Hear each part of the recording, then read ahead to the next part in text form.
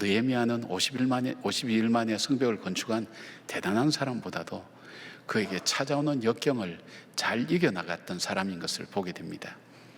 그가 자기 조국 예루살렘이 성이 불타고 성문이 무너지고 성벽이 무너졌다는 얘기를 들을 때에 슬퍼하면서 가슴 아파했습니다. 근데 그가 그 성을 건축하기 위해는, 또 수축하기 위해서는 그가 1400km라는 긴 먼 그 거리에 있다는 것, 이것도 굉장히 큰 장애물이죠. 그리고 이 성은 140년간 방치되어 있었어요. 무너져 있었어요. 여러 사람들이 시도하려고 했지만은 결국 실패하고, 지금 자기가 섬기는 아닥사스다 왕에 의해서 조서를 내려서 이 성 건축이 금지되어 있었어요. 그리고 자기는 이 포로기 3세, 이민 3세 세대예요. 그러니까 예루살렘에 아는 인맥도 없어요. 그리고 그 상황도 알지 못해요. 이 모든 것들이 그에게는 방해물이었어요. 그 일을 하나님께서 비전을 주신, 성벽을 세우는 그 비전을 주셨지만 이것을 이루어가는 느헤미야의 하나하나 모습을 우리가 살펴보면, 우리가 이 하나님 주신 비전을 이루어가는 삶, 우리 인생도 마찬가지잖아요. 역경과 어려움이 올 때 이것을 어떻게 지혜롭게 이겨나가는가 하는 것이 바로 우리들이 가져야 될, 배워야 될 느헤미야에게서 굉장히 중요한 모습이라고 생각합니다. 자, 그렇다면 느헤미야는 이 큰 일들을 이루기 위해서, 그는 지난주일까지 느헤미야는 이 페르시아를 떠나서 그 다음에 이 예루살렘에 오는 그 직전의 이야기를 나누었죠. 오늘 10절과 11절은 상당히 기간이 있어요. 한 4개월간의 기간이 있어요.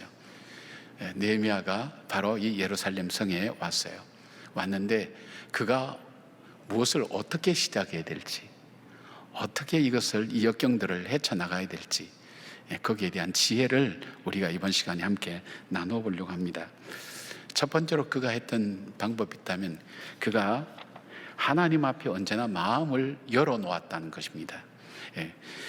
11절 12절 보면, 내가 예루살렘에 이르러 머무른 지 사흘 만에 내 하나님께서 예루살렘을 위해 무엇을 할 것인지 내 마음에 주신 것을 내가 아무에게도 말하지 아니하고 밤에 일어나 몇몇 사람과 함께 나갈새 내가 탄 짐승 외에는 다른 짐승이 없더라. 그렇게 되어 있습니다. 하나님께 마음을 연다는 것은 무슨 말인가 하면, 자신의 생각이나 감정을 세상의 기준이나 사람의 반응보다도 하나님의 뜻에 두고 자신의 길을 인도하시는 하나님을 신뢰하면서 앞으로 나가는 것을 말합니다. 자, 느헤미야가 군병들을 이끌고 마병들을 이끌고 총독으로 이렇게 부임을 하는데 얼마나 떠들썩했겠어요.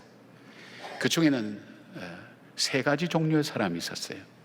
첫째는 산발락과 도비아와 게셈, 그 지역을 다스리고 있는 이 총독인 바로 그 정치가들, 그들이 자신들의 영향력을 잃어버릴까 하는 두려움 속에서 느헤미야가 와서 이스라엘을 흥왕케 한다는 그 소식을 듣고 불안하고 두려워하면서 어떻게 하든지 예루살렘 성이 건축되지 않도록 방해하는 방해꾼들이 기다리고 있었어요.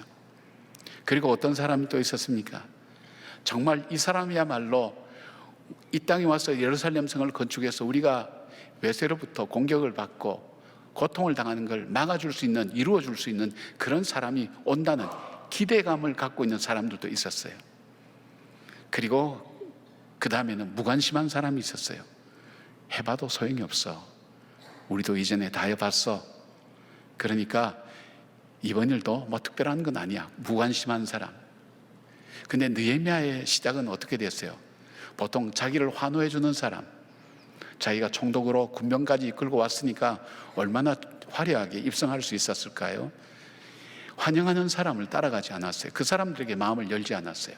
그게 무슨 나쁜 심정이 있어서 그런 게 아니라 그에게서 우선순위가 있었어요. 도착한 지 3일 만에 뭔가 떠들썩하게 뭐 성명 발표를 할 것 같은데 아무 소리 안 하고 두문불출하고 가만히 있단 말이에요. 그가 한 일은 기도였어요. 물론 몸이 피곤해서 쉴 수도 있지만 그가 하나님께 기도했어요. 오늘 본문 보니까 내 하나님께서 주신 그 마음을 내가 아무에게도 얘기하지 않았다는 거 보면 이 기간 동안 예루살렘에 오는 과정도 기도했던 사람, 와서도 기도했던 사람, 이유도 계속해서 기도해 나갔는데, 이 느헤미야가 이 느헤미야서 성을 건축하는데 무려 12번이나 기도했다 그랬죠. 그 기도의 장면, 중요한 위기 순간마다 기도했던 사람이에요. 자기를 환호하는 사람을 따라가지 않았어요. 그리고 자기를 반대하는 사람도 따라가지 않았어요. 무관심한 사람도 따라가지 않았어요. 그의 마음은 하나님을 향하여 열었어요. 여러분, 내가 뭘 하려고 할 때 반대하고 자기 생각을 주장시키려고 하는 사람에게는 그 사람은 반드시 치명적으로 내 말에 저 사람들을 굴복시킬 만한 치명적인 말을 던진단 말이에요. 독이 있단 말이에요. 그거 그대로 받으면 죽어요. 거기에도 관심 갖지 않았어요. 최고 힘든 사람이 무관심한 사람이에요. 밑빠진 독에 물 붓기로 아무리 부어도 안 되니까 하다가 지쳐서 침체에 빠져서 더 이상 그 사역을 감당할 수도 없는 그런 상황 속에 처하게 됩니다. 사랑하는 여러분, 여러분들이 인생의 역경과 어려움 만날 때 우리는 우리에게 듣고 싶은 말만 해주는 사람에게 귀를 열 수도 있어요. 그리고 우리를 반대하고 조롱하는 사람 앞에 낙심될 수도 있어요. 아무 관심도 갖지 않는 사람에게 우리는 좌절할 수가 있어요. 그러나 거기에 매이지 아니하고 하나님께 마음을 열 때 그 하나님께서 우리에게 지혜를 주시고 은혜를 주신다는 것 여러분 기억하시면서 한 걸음 한 걸음 여러분의 역경과 어려움 앞에 기도로 시작해가는 여러분들 되시기를 바랍니다. 지혜자는 잠언 3장 5절부터 6절까지 이 말씀하고 있어요. 너는 마음을 다하여 여호와를 신뢰하고 내 명철을 의지하지 말라. 너는 범사에 그를 인정하라. 그리하면 내 길을 지도하시리라. 수많은 인생의 장애를 넘은 다윗은 시편 62편 8절에 그런 말씀했어요. 백성들아, 시시로 그를 의지하고 그의 앞에 마음을 토하라. 하나님은 우리의 피난처시로다. 사랑하는 여러분, 인생의 장애물이 막힐 때에 사람에게 귀를 여지 마시고 하나님께 귀를 여시고 마음을 여시고 하나님의 음성을 듣기를 사모하며 그리고 하나님께서 어떻게 하기를 원하시는지 바로 하나님 앞에 응답해 가며 하나님의 지혜를 마음에 채워나가는 여러분들 되기를 주님의 이름으로 축복합니다. 두 번째 느헤미야가 했던 것이 있다면 백성들을 격려했습니다. 백성들을 격려했다는 것. 17절 18절 이렇게 읽어드릴게요. 후에 그들에게 이르기를 우리가 당한 공경은 너희도 보고 있는 바라. 예루살렘이 황폐하고 성문이 불탔으니 자 예루살렘 성을 건축하여 다시 수치를 당하지 말자 하고 또 그들에게 하나님의 선한 손이 나를 도우신 일과 왕이 내게 이런 말씀을 전하였더니 그들의 말이 일어나 건축하자 모두 힘을 내어 이 선한 일을 하려 하매 그렇게 그들이 이야기했어요. 마음이 변했죠. 그들 마음이 변했죠. 느헤미야의 말에. 근데 느헤미야의 말에 이 백성들이 그 마음이 변화되고 마음이 불덩이처럼 타올랐던 이유가 있어요. 여러분, 느헤미야는 총독으로 왔어요. 군대도 있어요. 그 명령에 의해서 백성들 동원령 내려서 성벽을 지을 수가 있었어요. 근데 느헤미야가 바라본 그 하나님께서 알려주시는 그 마음은 성벽이 현실적인 문제지만 더 근원적인 본질적인 문제가 있어요. 저 백성들 속에 패배의식이 젖어 있어요. 우리 한번 해봤어. 에스라가 왔을 때 우리가 얼마나 기뻐하며 즐거워하며 이 일이 될 거라고 생각했는데 성전도 건축했는데 성을 건축할 때 왕이 조서를 내리고 못하도록 조서를 내리고 주변에서 방해하는 사람이 얼마나 집요하게 방해했는지 그들이 이 에스라 우리 할 때 공부를 했죠. 함께 나누었죠. 그들이 관리들에게 뇌물도 주고 왕에게 상소도 옮기고 그러면서 기가 막히게 방해를 한 거예요. 그러니까 그들 속에는 이미 패배주의와 낙심했던 일들이 그들 속에 자리 잡고 있었어요. 이 격려라고 하는 것은 성경에 한 3가지 나오는 것을 볼 수 있는데 하나는 이왕에 할 걸 시작할 수 있도록 잘할 수 있도록 도와주고 밀어주는 것, 이것이 격려의 첫 번째고요. 볼 수 있고요. 두 번째 격려는 쓰러져 있는 사람 이렇게 세워주는 거예요. 왜? 스스로 못 일어나니까. 이렇게 세워주는 게 격려예요. 지쳐서 낙심돼서 좌절해서 쓰러지는 사람 이렇게 세워주는 거예요. 그리고 또 하나 격려가 있다면 이 격려의 의미 속에는 그와 함께 동행해 주는 것을 말합니다. 그게 격려입니다. 성경에 나오는 격려가 그런데 바로 이 느헤미야가 이들을 격려했는데 격려할 때 어떻게 격려했냐? 첫 번째 보면 느헤미야가 이 백성들의 아픈 마음을 공감해 주었어요.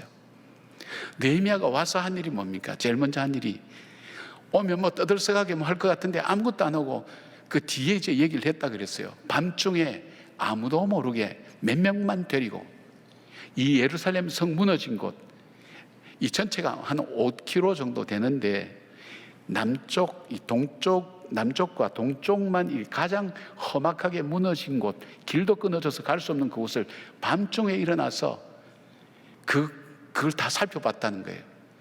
자기가 이 페르시아에서 들었던 그 폐허의 소식을 눈으로 현장으로 보고 마음으로 아파하면서 그걸 봤단 말이에요. 그걸 그 백성들에게 얘기했을 거 아니에요. 현장을 다 돌아봤다고. 당신들이 갈 때마다 폐허 현장을 보면서 눈물을 흘려 아팠던 그 마음들. 그런데 바로 그 아픔의 현장을 느헤미야가 와서 총독이 그것도 그 현장에 자기가 걸어서 짐승도 타지 않고 처음에 탔다가 타지 않고 걸어서 그 현장을 다 파악했다 할 때 백성의 마음들이 무슨 마음일까요? 아, 우리의 마음을 공감해 주는구나. 우리의 마음을 공감해 주는구나. 이 사람이 공감한다는 게 굉장히 중요한 거예요. 알아주는 것 굉장히 중요한 거예요. 두 번째는 이렇게 세워줬어요. 이렇게 세워준 것이 뭐냐면 이 백성들한테 얘기하는 거예요. 자, 하나님의 성이, 이 예루살렘 성이 무너져서 수치를 당했다. 이 말의 의미를 좀 더 알려면 고대에는 성의 주인은 신이에요. 그런 개념이 있었어요. 그렇다면 이 예루살렘 성의 주인은 하나님이에요. 그리고 이스라엘 백성에게 우리는 하나님의 백성, 하나님의 종이라 그랬어요. 하나님의 성이 이만큼 무너진 것은 하나님의 이름이 그만큼 짓밟힌 거란 말이에요. 수치를 당했다는 거예요. 누가 이 성을 다시 세우겠느냐? 하나님의 이름이 거룩히 여김을 받도록 누가 이 성을 다시 세우겠냐? 우리가 해야 될 일이 아니냐? 우리가 해야 된다. 가슴에 불을 던지는 거죠. 느헤미야가 울었던 것만큼이나 그 뜨거운 마음을 가지고 백성들에게 이 아픔을 나누는 거예요. 우리가 해야 되지 않냐? 우리가 하나님의 백성 아니냐? 하나님의 자녀가 아니냐? 그렇게 얘기를 했어요. 그것만 가지고도 사람이 움직이지 않아요. 세 번째 그간인 것은 자기 간증을 했어요.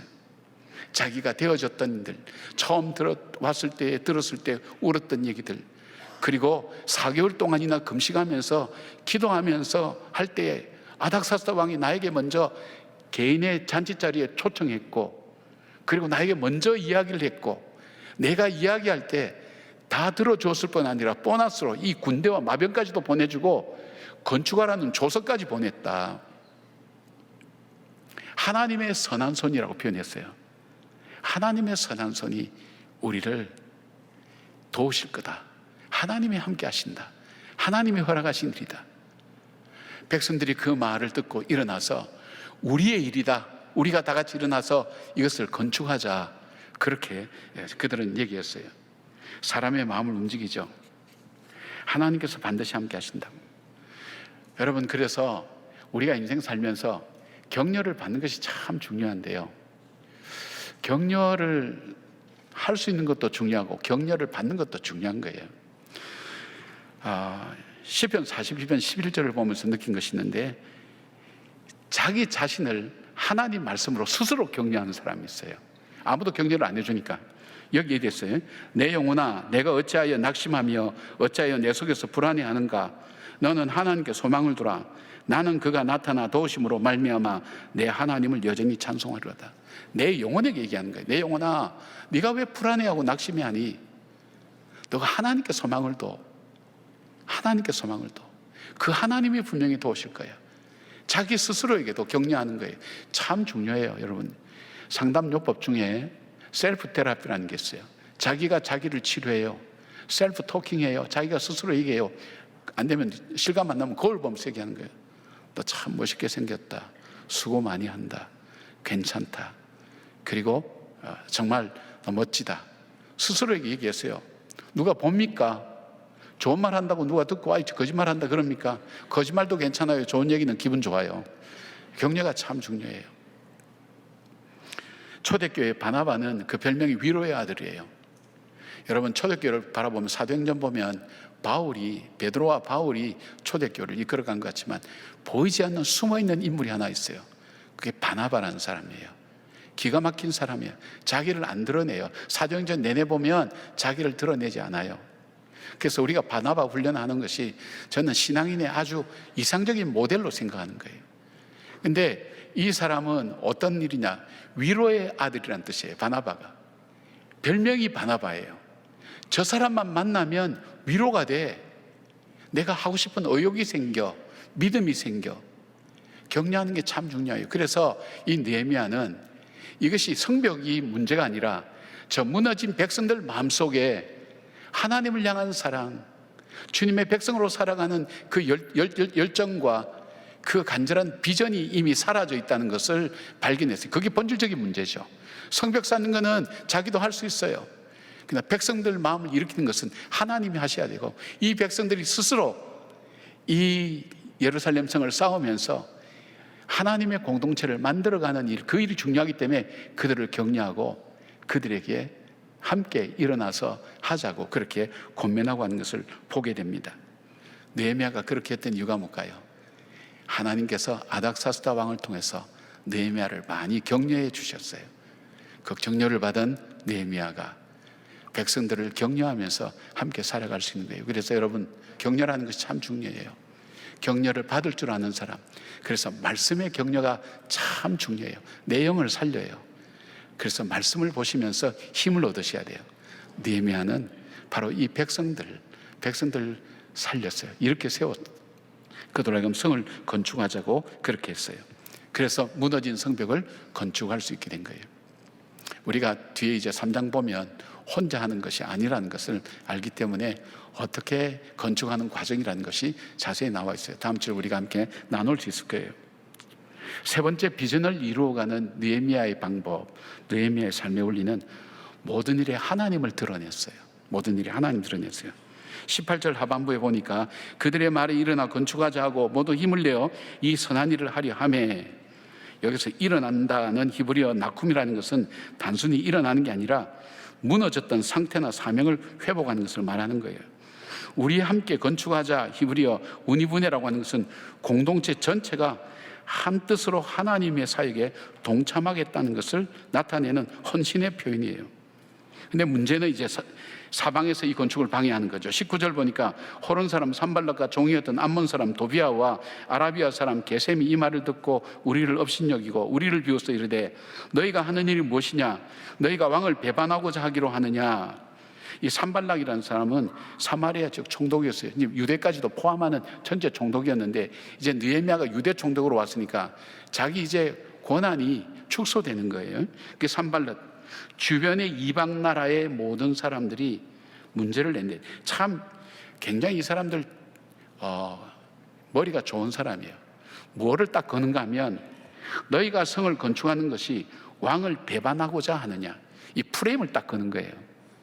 너희들이 성을 건축하는 것은 왕을 배반한다. 이게 왜 무서운 문제인가 하면요, 이전에도 이 백성들 속에는 이 성을 건축하려다 실패했잖아요. 왕의 조서로. 그때 올렸던 내용이 왕이 이 백성들이 이 나라는, 이 도시는 반역의 도시입니다. 그리고 분명히 이들이 성을 짓게 되면 이 왕에게 조공도 바치지 않고 세금도 내지 않고 반역을 일으킬 겁니다. 그렇게 얘기하면서 이 공사를 중단시켰거든요. 그러니까 그리고 마침 그때 이집트에 반역이 일어났기 때문에 이 페르시아 왕궁에서는 반역이라는 얘기 들으면 정말 긴장한단 말이에요. 그러니까 그 프레임을 딱 씌운 거예요. 너희들이 성을 건축하는 것은 반역하기 위해서 왕을 반역하는 일이다. 그렇게 하면서 고리를 딱 걸었어요. 근데 이 느헤미야의 대답이요, 기가 막혀요. 20절이 이렇게 대답해요. 내가 그들에게 대답해 이르되 하늘의 하나님이 우리를 형통하게 하시리니 그의 종들인 우리가 일어나 건축하려니와 오직 너에게는 예루살렘에서 아무 기업도 없고 권리도 없고 기억되는 바도 없다 하였느니라. 지금 너희들 왕을 반역한다고 프레임을 걸었는데 지금 느헤미야가 대답하는 것은 동문서답하는 거예요. 거기에 대해서 응답이 없어요. 응답하지 않아요. 느헤미야는 예루살렘 성벽은 페르시아 왕의 건축 허가를 받았다라는 조서를 내보이면서 그들의 조롱과 그들의 반대를 막을 수도 있었어요. 그러나 이 이업 앞에 느헤미야는 신앙적으로 대답하죠. 하늘의 하나님, 4번 정도 나온다 그랬죠. 하늘의 하나님, 이 하늘의 하나님이라고 그래요. 하늘의 하나님은 창조주 하나님, 역사를 주관하신 하나님, 인간의 생사복을 주관하신 하나님, 내 기도를 들으시는 하나님, 언약하신 것을 반드시 이루신 하나님, 이 모든 것이 함축된 것이 하늘의 하나님. 이 하나님이 형통하게 하신다. 형통이라는 것은 이 구약 성경의 구약학자 얘기를 들어보면 65번 정도 나오는데 두 번이 이 느헤미야서에 나와요. 하나님께서 형통하게 하신다. 그런데 주로 수동태예요. 내가 하는 게 아니에요. 하나님이 해주신다는 거예요. 그러니까 이 일에 반대하는 것은 누구를 반대하는 거예요? 하나님을 반대하는 거라는 것을 분명히 오히려 영적인 프레임을 씌우는 거예요. 너가 이 일을 하는 것은 하나님 일에 반대하는 거야.